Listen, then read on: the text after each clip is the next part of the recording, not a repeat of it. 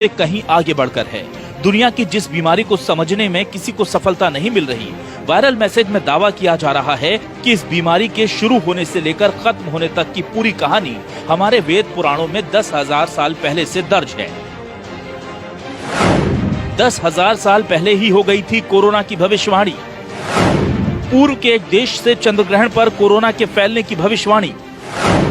नारद संहिता में मौजूद है कोरोना की भविष्यवाणी। पुराणों में भी इस बीमारी का साफ साफ जिक्र। कोरोना के खत्म होने की तारीख भी पुराणों में दर्ज। यहीं से हमारी पड़ताल शुरू हुई। इस वायरल मैसेज के दावे बेहद चौंकाने वाले थे। वायरल खबर में कोरोना के पैदा होने से लेकर इसके खत्म होने तक की जानकारी की बात कही गई थी। साथ ही साथ इसके सूर्य ग्रहण से खास संबंध होने का दावा भी था। कोरोना की भविष्यवाणी 10,000 साल पहले ही हो चुकी है। कोरोना की भविष्यवाणी नारद संहिता सहित कई पुराणों में दर्ज। धरती के किसी पूर्वी देश से कोरोना फैलने का दावा। 2019 के आखिरी सूर्य ग्रहण के दिन से बीमारी शुरू होने का दावा। बीमारी के खत्म होने की भी सटीक भविष्यवाणी का दावा।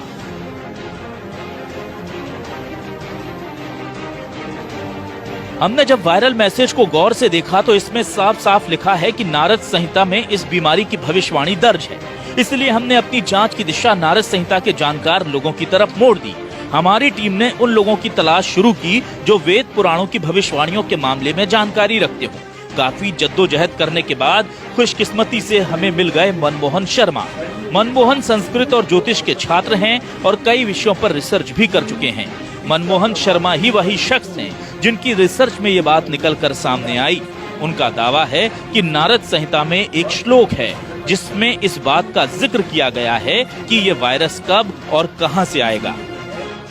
मैंने देखा कि महारोग शब्द मुझे यहाँ मिला। महारोग शब्द मिलने पर मैं आश्चर्यचकित हो गया और मुझे लगा कि हमारे ग्रंथों में ये बहुत पहले ये वर्णन किया है। उसके बाद जो है मेरी जो जिज्ञासा है और श्रद्धा है वो ज्योतिष के प्रति और तीव्र हुई। फिर अध्ययन करते करते मैंने अनेक ग्रंथों को जब देखा और समझा, फिर उसी वर्ष के जो वर्षपति थे वो शनि थे, तो उसमें भी जो है बृहद संहिता में वर्णन मिलता है, शनिश्चरे भूमिपतौ सकृद रोगैहि परिपीडिताः जना। अर्थात अगर वर्ष के राजा शनि हो जाए तो लोग जो है रोगों से पीड़ित होते हैं। तो महारोग फैलेगा ये वर्णन तो पहले ही उपलब्ध है। हमारे वेदों में इस बात का भी जिक्र है कि ये वायरस पूर्वी दिशा से आएगा, यानी चीन की दिशा से इस वायरस की आमद होगी। ये भी पहले से ही लिखा हुआ है। जिस दिन इस रोग की आरंभ बताया जाता है उस दिन पूर्वा भाद्रपदा नक्षत्र था और पूर्वा भाद्रपदा नक्षत्र में वशिष्ठ संहिता के अनुसार अगर कोई रोग फैलता है तो उसका जो उपचार है, उसकी जो शांति है, वो या तो उसमें बोला है कि 3 महीने, 2 महीने और 7 महीने तक उसका प्रभाव रहता है। तो हमारे अनुसार और ग्रंथों के अनुसार 25 मार्च तक इसका अधिक प्रभाव रहेगा और जून जुलाई तक जो है ये पूर्ण रूप से शांत हो जाएगा। इस रिसर्च में ये बात भी सामने निकल कर आई कि 25 मार्च तक कोरोना का असर कम हो जाएगा। मनमोहन इसके पीछे वजह भी बता रहे हैं जो पुराणों में कई जगह पर दर्ज है।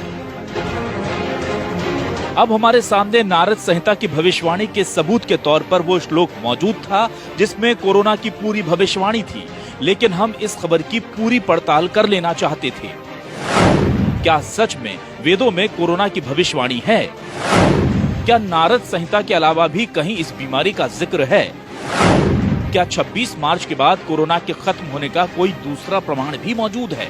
हम अपनी आंखों से वायरल मैसेज की हकीकत का सबूत नारद संहिता में देख चुके थे, लेकिन चूंकि मनमोहन शर्मा की रिसर्च पर ही ये मैसेज वायरल हुआ था, हमने इसे एक बार फिर परखने की जरूरत महसूस की। इसलिए हमने वेद पुराणों के एक और जानकार से इस बारे में बात की। जानकारों ने भी महामारी के चंद्र ग्रहण से सीधे संबंध का दावा किया और ये भी कहा कि किसी भी चंद्र ग्रहण का असर 6 महीने तक रहता है। इसलिए इस महामारी के पूरी तरह खत्म होने में पूरे 6 महीने लगेंगे, लेकिन इसका असर मार्च के अंत से ही दिखना शुरू हो जाएगा। तो जिस नक्षत्र पर ग्रहण हुआ करता है उस नक्षत्र पर अगले 6 महीने तक हम कोई शुभ कार्य भी नहीं करते। उस नक्षत्र में वो वर्जित हुआ करता है। विवाह संस्कार में, गृह प्रवेश में, अन्य संस्कारों में उस नक्षत्र को वर्जित कर देते हैं। किंतु उसमें दो कारण है, या तो 6 महीने तक वो आगे तक उसका फल रहेगा, उसका प्रभाव उस नक्षत्र पर रहेगा, या संवत्सर बदलने पर उसका प्रभाव कम हुआ करता है। तो मेरे ख्याल से संभवतः ये एक संभावना की जा सकती है कि 24 मार्च को संवत्सर बदलेगा, 25 तारीख से नया संवत शुरू होगा, तो ये प्रभाव जो है खत्म हो जाएगा। हैरानी वाली बात यह कि इस बार भी हमें लगभग वही बातें बताई गईं जो इससे पहले बताई गई थी। मतलब कोरोना ही नहीं बल्कि भविष्य की हर बड़ी घटना की भविष्यवाणी एकदम साफ साफ पुराणों में दर्ज होने की बात कही गई। लेकिन फिर भी हमने इस वायरल दावे की पड़ताल के लिए एक एलोपैथिक डॉक्टर से बात की। डॉक्टर का साफ कहना था कि इस भविष्यवाणी की सत्यता को लेकर वो कुछ नहीं कह सकते, लेकिन हैरानी इस बात की थी कि वो भी मान रहे हैं कि मार्च के महीने के खत्म होते होते इस बीमारी का प्रकोप खत्म होने लगेगा, क्योंकि अप्रैल से गर्मी बढ़ेगी और गर्मी और वेदों की भविष्यवाणी के सूर्य ग्रहण के गणित का एक सा होना महज संयोग नहीं हो सकता। आफ्टर 27-28 डिग्री सेल्सियस में भी ये वायरस नहीं रह सकते। तो दिस से वन गुड थिंग, हमारे टेम्परेट कंट्री क्लाइमेट जहाँ होती है, अभी गर्मी आ जाए तो आई एम श्योर ये